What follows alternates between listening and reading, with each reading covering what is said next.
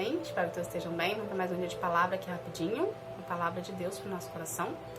Vamos lá, abra sua Bíblia em Atos, capítulo 12, a partir do versículo 21, que fala assim: Herodes marcou um dia com eles e neste dia vestiu a sua roupa de rei. Sentou-se no trono e começou a fazer um discurso. E o povo gritava: É um Deus, e não um homem que está falando.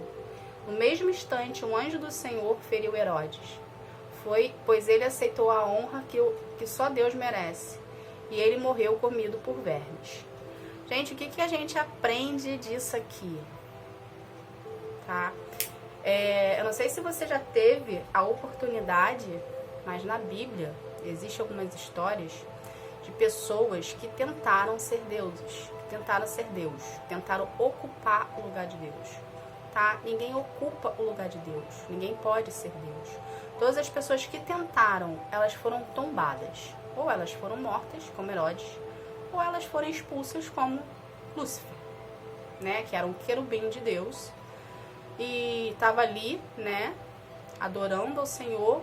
Um certo dia resolveu ser Deus, queria ser adorado como Deus.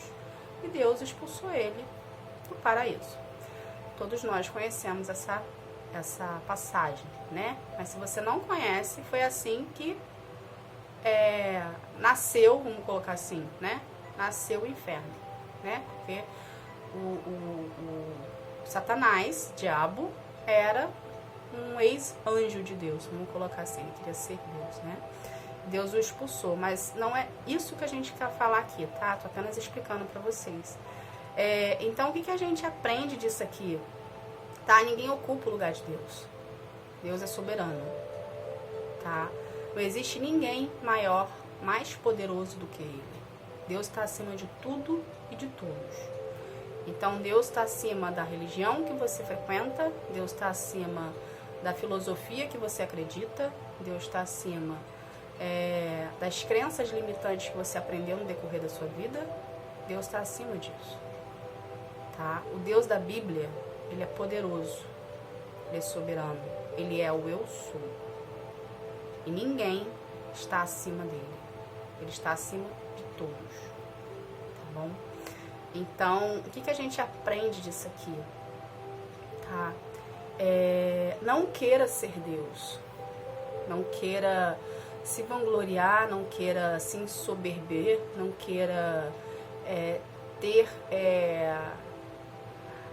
a altivez, né, de querer ser algo que Deus não falou para você ser, ou que isso venha de um certo modo a prejudicar, tá, pessoas à sua volta quando você fala, né, amando de Deus, tá? Porque o momento Deus vai te cobrar, tá? E quando Ele cobra, eu particularmente não gosto de ser cobrada com Ele. Eu lembro que quando Ele puxa a minha orelha algumas vezes, dói, né? Incomoda. Então, quem dirá ser cobrado?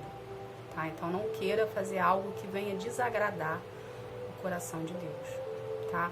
Mas o que a gente aprende disso aqui? Se você for ver também o contexto da história, aqui do capítulo 12, você vai ver que Deus, em todo momento, além dele ser Deus, além dele ter todo o poder, em todo momento ele está cuidando de você, tá? Porque nesse contexto da história aqui, Herodes, ele chegou a prender Pedro, tá? Porque ele queria fazer de Pedro um exemplo, que ele era o rei, que ele era o cara, que ele era o soberano sobre acima de todas as coisas e que não existia ninguém mais poderoso que ele, tá? Então, Deus foi lá e abateu esse coração soberbo, tá? Esse coração engrandecedor. E mostrou pro povo que quem manda é Deus, tá? O que Deus está pedindo aqui com esse contexto para você saber? Descanse seu coração. Eu não sei qual é a área da sua vida que você está precisando de resposta. Mas com isso aqui, com essa história aqui, né, do capítulo 12, você consegue entender que se Deus é soberano, se Deus está acima de todas as coisas, se Deus tem poder o suficiente e só Ele reina, Por que você está preocupado com o que está acontecendo na sua vida? A gente precisa entender que nós, seres humanos, temos uma fé muito pequena, né? Por mais que a gente busque, por mais que a gente acredite, por mais que a gente... Desculpa, gente. Por mais que a gente fale da palavra, a gente tem uma fé muito pequena. Parece que a nossa fé não se compara com a fé dos tempos, né? Dos discípulos, vamos colocar assim. Tá? Mas eu tenho algo para te dizer. Mesmo a sua fé sendo muito pequena, se você acreditar nessa pequenez de fé que você tem, as coisas vão acontecer na sua vida. Porém, o que a gente não pode fazer é duvidar. A partir do momento que a gente duvida de algo que Deus possa fazer na nossa vida, Ele recua para dar oportunidade a você de acreditar no que Ele tem para sua vida. Então, a gente precisa estar sempre priorizando a Deus. A gente precisa estar sempre voltado, olhar para Deus, tá, gente? Porque Ele tem poder para fazer da noite pro dia? Tem. Ele tem poder para instalar os dedos e fazer? Tem. Porém, a gente precisa aprender a depender. A gente precisa aprender a querer estar na presença dele. A gente precisa aprender a querer priorizá-lo. A gente precisa aprender a querer depender dele, tá? Então, o processo que você está passando serve para te transformar. Serve para te mostrar quem você é. Entende? Se você não estivesse passando por esse processo de libertação e cura, você nunca saberia quem você é de verdade.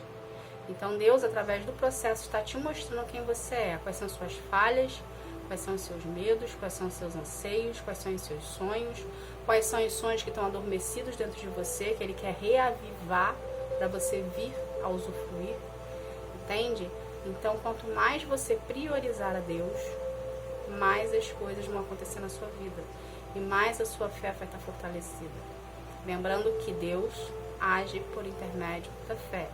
A fé é o combustível que faz a carruagem, a carroça, o carro, eu não sei o que você quer pensar, mas a fé é o combustível que faz andar, que faz progredir, um progresso gradativo, a qual todos os dias você precisa estar ali, alimentando a sua fé, buscando a Deus, buscando a presença de Deus, buscando ter intimidade com Ele, para poder vir a desenvolver no seu processo e você vir ter a recompensa que são as promessas de Deus para sua vida.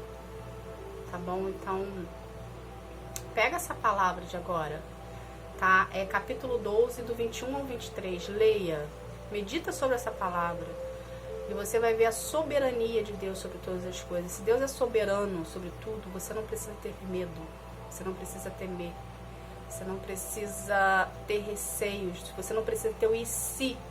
Será que vai acontecer? Tira o será, tira o e se, começa a profetizar, vai acontecer porque Deus é fiel na minha vida, vai acontecer porque Deus nunca perdeu uma batalha, vai acontecer porque Ele nunca perdeu uma guerra. De Gênesis a Apocalipse não existe uma história que Ele não tenha cumprido, porque Deus é fiel para cumprir. Então começa a profetizar na sua vida, começa a alimentar, a trazer à existência o que já existe, porém, pela sua falta de fé, você não está acreditando que aquilo possa vir a acontecer na sua vida, porque você não se acha merecedor, você acha que é muito impossível de acontecer, você acha que pelo fato de não depender de você, você não vai ter. Só que se Deus te prometeu, vai ter. Ele só quer que você acredite, Ele só quer que você confie nele, Ele só quer que você se desprenda de tudo o que limita a sua fé. Não olhe para o lado, olhe para frente, olhe para Jesus. Faça como Pedro, que levantou do barco, estendeu as mãos e foi até Jesus. Não duvide, porque ele afundou quando ele duvidou. Olhe apenas para Jesus. Quando ele focou em Jesus no mar, que ele andou sobre as águas, que ele focou ali em Jesus, que ele não olhou para o lado, que ele não temeu mais, ele chegou até Jesus.